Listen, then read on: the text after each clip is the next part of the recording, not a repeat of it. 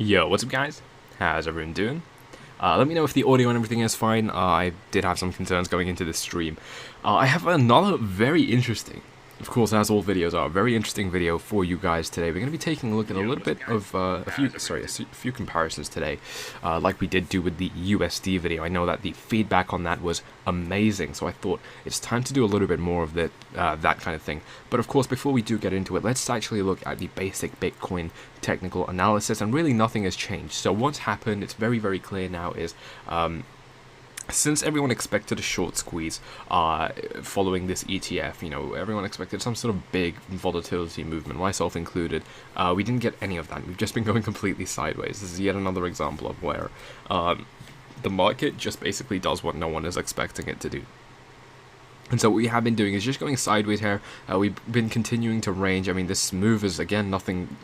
I guarantee there were people saying moon when we were going up, $100 or whatever. But, the same idea applies. I mean, the only way to make money in this kind of range is to be longing the bottom and shorting the top. I mean, it is the only thing that works in this kind of a range.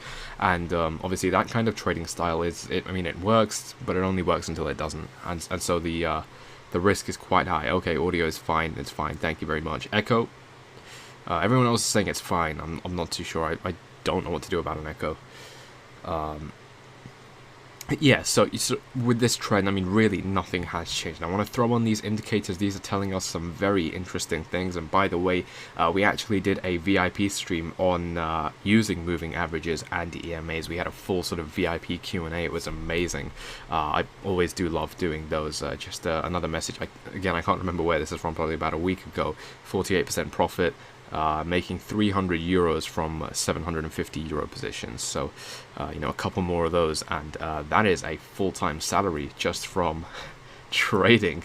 Pretty cool. I do love seeing that financial independence. But if you do look at this daily EMA, what we had was a clean rejection of our EMA ribbon here. We ended up wicking high. We got rejected off this. The same applies to our Ichimoku cloud, our EMA 48. We hit this cloud, we got rejected squarely. And it all lines up really perfectly. The reason for that being, we actually have this resistance line at 6,800. And so 6,800 in itself is a pretty significant resistance zone, but then when you throw on the fact that we have an EMA line there, EMA 48, a pretty important EMA, I think. The daily Ichimoku cloud, we're actually in the 4-hour Ichimoku cloud right now. We've been almost rejected once already, and this kind of sideways movement inside an Ichimoku cloud, I'll admit, is not expected. I did not expect something like that, but nonetheless, I'm still favoring the downside in this kind of case. And in this video, I'm going to be outlining really the frightening fate of Bitcoin, something that could potentially be playing out. I'm going to get to that again in just a second. Apart from that, we don't have anything new in the market telling us that something is going to change very soon. It's still looking like shaky waters. I mean, people are continuing to get liquidated and just completely wrecked in this kind of a range. But without delaying this further, I want to go over to the silver chart, and this is something I actually touched on in the USD video, actually, saying that when USD is rising, it's actually other coins, rather even assets, everything that starts to fall, because a strong US dollar means that less people hedge. I was talking to Crypto Kobe about this, and he brought up that a potential pattern we could be looking at is a repetition of what's going on with silver. And so I started to throw on my basic lines. You guys know I don't throw on a million different indicators on my charts. I keep it very basic. One of the best pieces of non-financial advice that I can give all of you is, if you're new to technical analysis, do not put any indicators on your chart. Only use the volume, maybe RSI if you really want to. I would never, but use a naked chart and just identify basic candle patterns. If you look at a chart like this and your thought process is what the hell is going on, that's okay, but doing what I'm saying will actually beat that out of you very quickly. And so one of the first things I noticed was that, first of all, we go back to our Bitcoin chart actually to put this into context. And what we have, and the reason I was actually starting to lean bullish, is that we have held this level, this area of support, for so long. And we look at the inverse chart. I touched on this in our VIP stream earlier today. Just quickly take a glance at that as well. I'll let you guys know what I think. For those of you who don't know, the inverse chart basically flips around the chart vertically, and so what we're seeing over here is that we're in a long-term downtrend. We're in a continuation pattern within that downtrend. If we had the volume, let's turn volume on. What the volume is telling us is that it's picked up during the down movements, which means it's confirming downwards movement. And what's actually happened is that while we're consolidating the trend with the volume, you look at this moving average, this orange line, the volume is actually going down. Volume precedes price. So what that means is if price is moving one way and volume is going down, it's actually meaning that that movement of price is not going to stay. It's actually going to reverse very soon. And so, when we do start to fall down again, what do we see? We see the volume increasing. Very, very telling signs that we're still actually in a long-term bull run. My stance on the long term, like the super long term for Bitcoin, has not changed. I still think that it's in a very long term falling wedge. If we look at this, I mean, typical, we have a long uptrend, falling wedge, and then what happens from falling wedge? Very simply, we just end up breaking out like that. I mean, it happens all the time. So that's what I think of this. But we go back to silver, and we still need to look at Bitcoin here. What we have is Bitcoin actually returning to this support level many times. So it actually looks like it's leveling out. I'm sure if I can quickly change the kind of chart that we're looking at. I've forgotten how to do that though. Is it there? Okay, yeah, I don't know how to do it in this case, but you can change the chart to show you the Coinbase graph, and you know what it does is it basically fills in all of this area. So what you're looking at is an area graph, not a candlestick chart. But what we have is just basically leveling out in this area. I mean, it does look like a potential bottom for this entire trend, but when we do look at silver, again, shout out to Kirby for pointing this out. I completely missed it when I was looking at silver before. Like I said, I use naked charts. I mean, it's the best way to do your technical analysis as far as I'm concerned. And what I discovered, what I saw, was pretty shocking. This level was held by silver pretty well. I mean, if we replay the chart, it looks a little bit like what Bitcoin is at right now, where we fall down to the same level, we consolidate, we bounce up, consolidate, bounce up. But of course, you guys have just seen how that ended up playing out, and we ended up actually breaking down. So you can see that right there. And since then, when that happened in 2014, we've only returned to that level once in 2016 or 17, and it was only briefly. I mean, it was testing old support, which had now turned to resistance. So what I'm going to do is actually place a vertical line right there, so you know exactly what I'm talking about.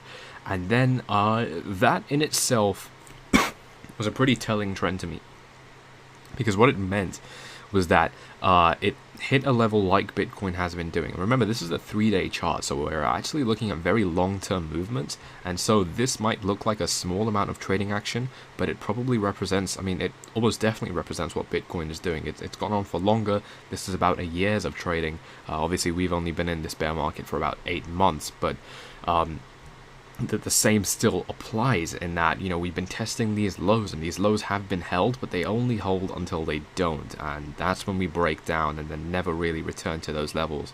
As far as silver is concerned, I mean, it almost definitely will in the future. None of it's financial advice, of course, but we're looking at the trend right now. Get some water, that is a good idea. I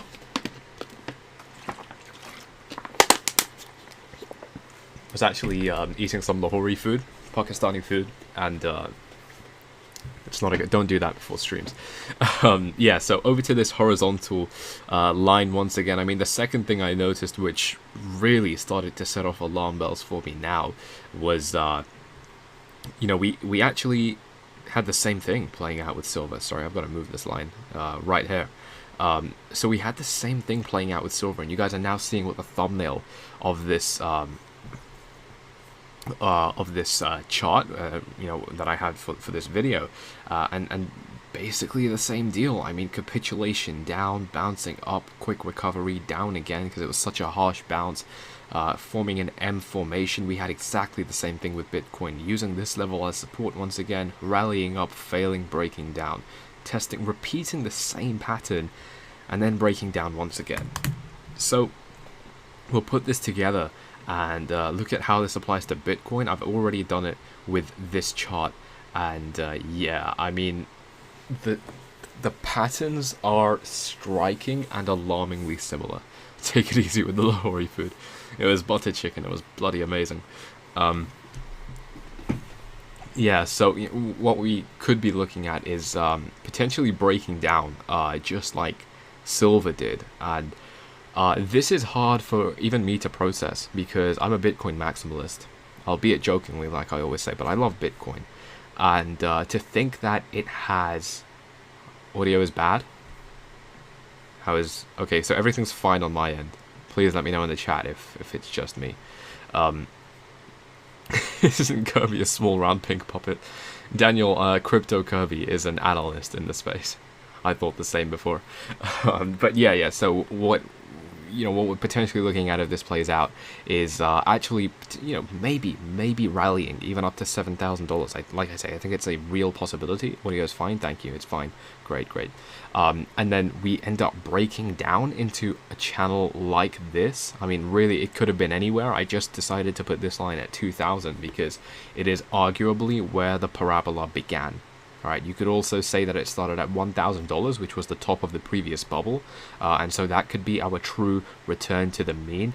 I personally think that we're looking at 2,000. I mean, I don't even think it's going to go that low, but, with speaking hypothetically, potentially the frightening fate of Bitcoin, what we are looking at is a support level like this. I mean, we can even drag it up to appease some people who might be upset by this chart.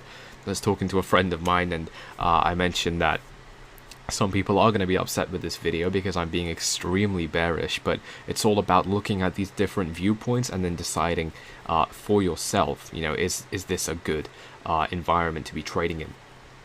And so what this very well could be is a case of, we end up forming a similar... I could use the ghost feed here if I can find it, but I'm also... Okay, I think this is it, yeah. So, potential pattern like this, and then, we end up breaking down, forming the same kind of pattern, and then we end up breaking down once more, and then potentially down to 1,000. Like I said, I really don't think that's going to be the case, but we have to look at every possibility, and so trading in a range like this is definitely one of the possibilities. And the reason I'm giving it credit, right, this is not a theory. I mean, it's the first time I've heard of something like this. I mean, the first time I've seen a chart like this. The reason I'm giving it weight is that the bullish news, as we all know, is not affecting the market. Now, there is an exception to this, that exception being actually last night when we had our Bitcoin ETF, ETN, ProShares ETN news.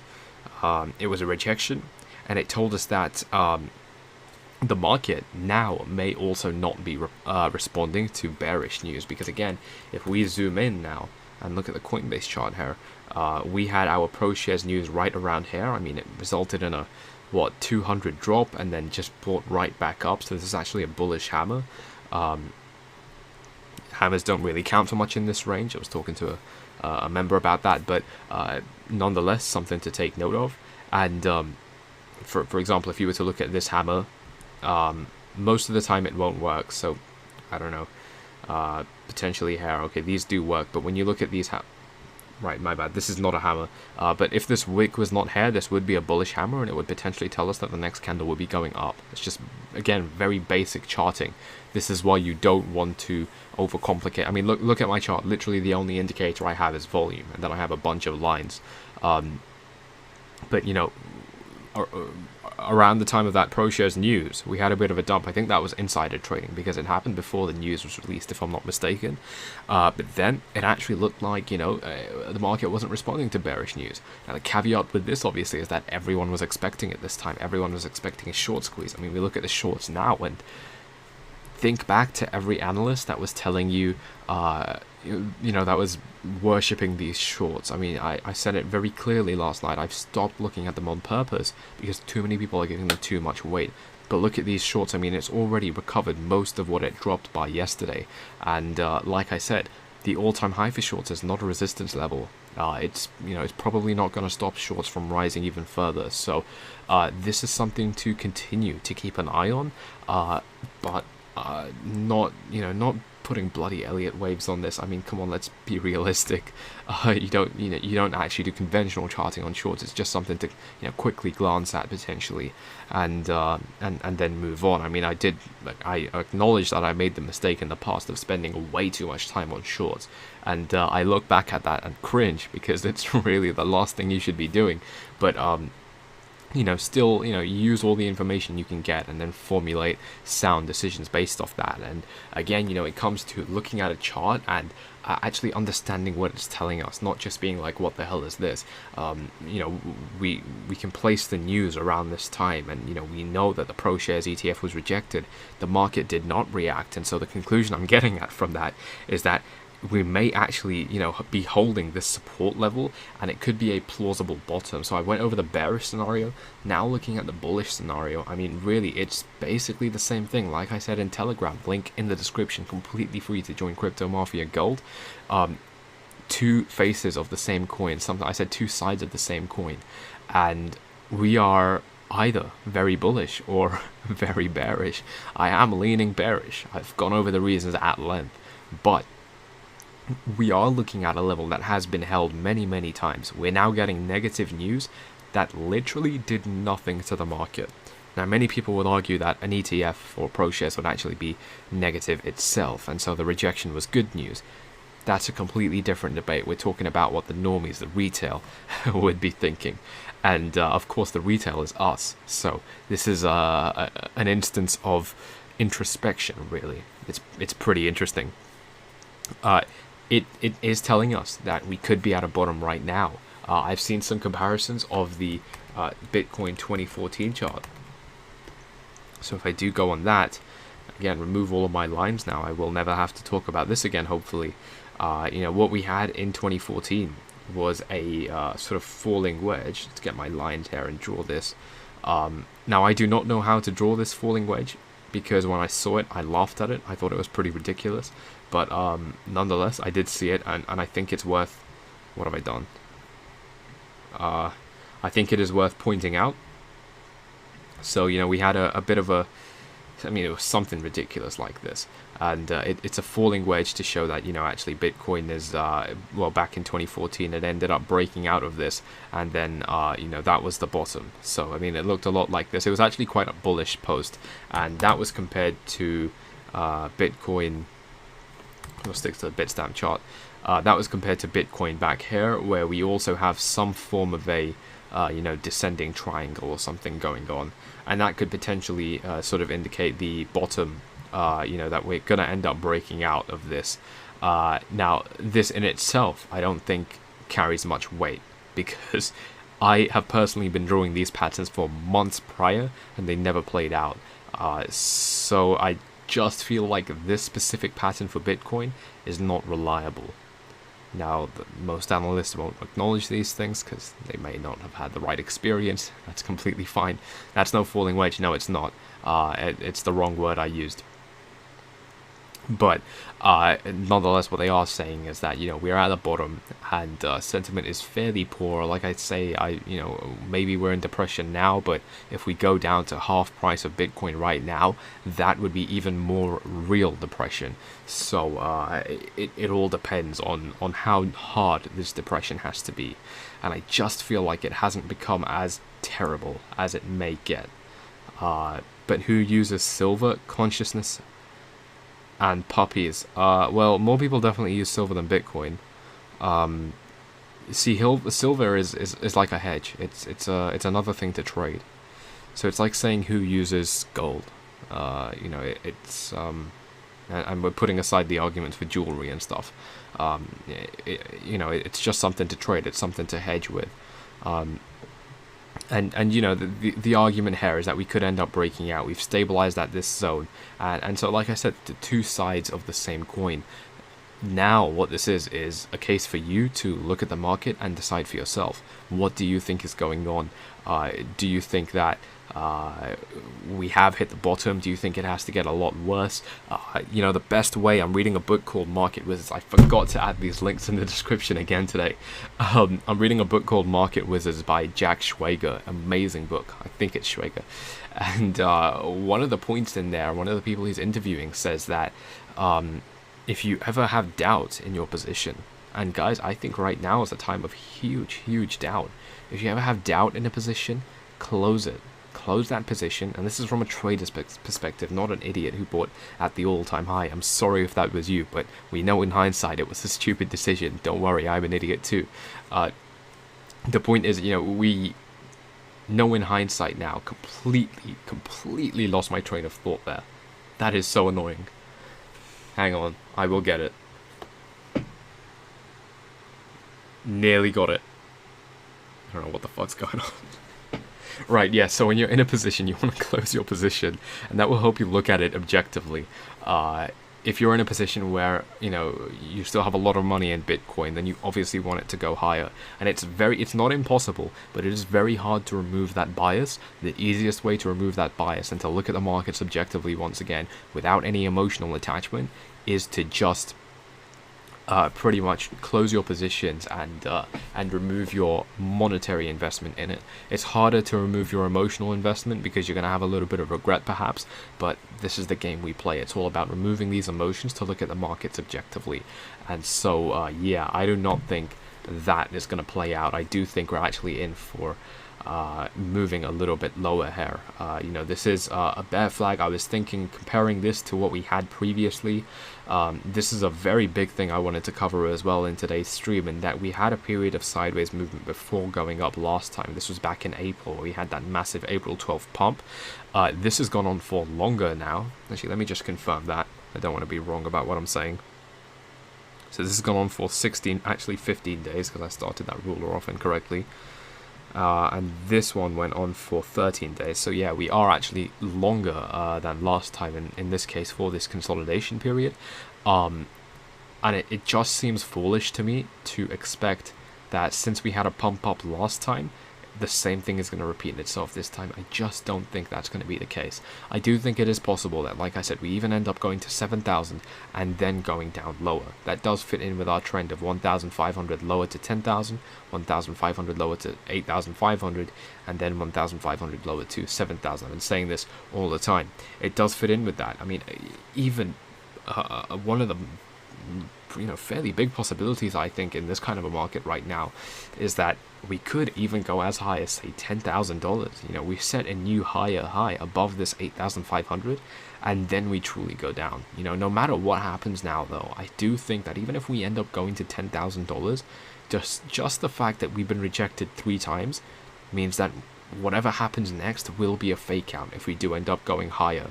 And so it's just very shaky market conditions. What we are looking for first and foremost is to leave this period of sideways movement. That you cannot trade off volatility in a range like this. I mean, it has to change before we can start taking bigger action. But when that does happen, I am expecting, I wouldn't be surprised if we actually end up going very high before we do continue on with this downtrend. How's the dollar index? Daniel, you don't really do analysis on the dollar like every other day. When you look at it, you're looking at the very large macro trend. Unless you're actually trading those currencies. We will go up from here, in my honest opinion. Definitely possible. Like I said, the whales made a killing with this game. Why would ever want it to end? It has no regulation still. Good point, Bell. I mean, we don't have to look further than Bitfinex and Bitmex together if we're looking at manipulation and how they're making money off manipulating the market. If you miss out on a win, it's also a loss. That is a terrible, terrible mindset. I hope you are joking. That's pitiful. I'm sorry if that's actually your mindset. Something else will be invented better than Bitcoin before it goes back to all-time high. Now, it reminds me of all those adverts that say the next Bitcoin in terms of gains. Hasher, I don't think that's going to happen. A lot of people will disagree with me on that, but I don't think it's going to happen. We are still in a downtrend, that's all. Yeah, completely agree. It will return, but I doubt it will ever get new all-time high again. It's possible, man. It is possible. Yeah. Let's see what else we've got. talking about holding. What was your message before? Yeah. I mean, well, holding is only a strategy in a bull market. If you hold in a bear market, you just keep on losing money. Same for buying the dip. I mean, if you buy the dip in a bear market, you're just going to keep on buying the dip, and soon you'll be out of money. So yeah, I mean, it's a different game when you're in a bear market. You know, the idea is to short the tops, which is very predictable either way. You know, you look at things like the EMA ribbon, and it's just like handing the bloody profits to you on a platter. It's ridiculous. And then, yeah, you know, it becomes different when you're in a bull market as well. Always another chance at win unless you get wrecked. Yeah, I mean, Paul, unless you get liquidated or something by being stupid and going all in 100x, you know, you always have more chances to make money. I can't, you know, the things I did before I became the trader I am today, I am embarrassed to speak about. You know, I've made every noob mistake 10 times. So I've been around. In terms of bad decision, and I know how it goes. But yeah, you know, with that, I'm going to be heading off. I did want to cover those two things and you know, give you guys my insight from what I've been seeing. I thought it was really shocking, and I knew I had to share this with you as soon as I saw these patterns on Bitcoin. Let me know what you think of these in the comments again. Four Flies, I don't get why you don't watch the order books due to bots. The bots are traders too. Kyle, have you tried watching them? You will realize. Watch the order books for about 5 minutes. Just continuously watch how the price reacts, and you will realize why I don't watch the order books. But yeah, with that, I'm gonna be heading off. Hope you'll have a hope you do all have a fantastic rest of your day. And with that, I'm gonna be out. Peace.